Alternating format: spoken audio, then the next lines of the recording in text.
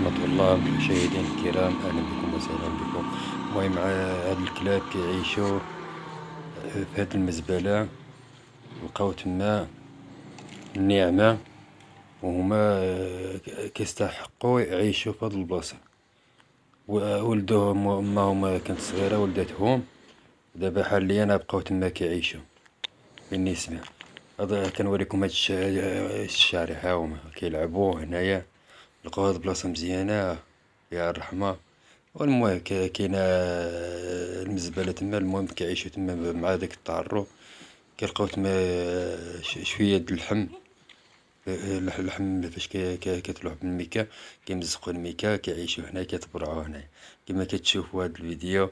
المهم كنصور لكم هاد الكلابين الصغارين ولدتهم ماهم هنا.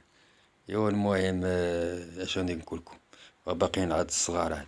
ها انت كان كاينو الصغار كبروا راه غير شهرين ولا شي 3 شهور ولا شهرين، راه طلعوا دابا حاليا راه موالفين هاد البلاصة عند القبور، عند القبور، القبور ديال اسبان كما كتشوف.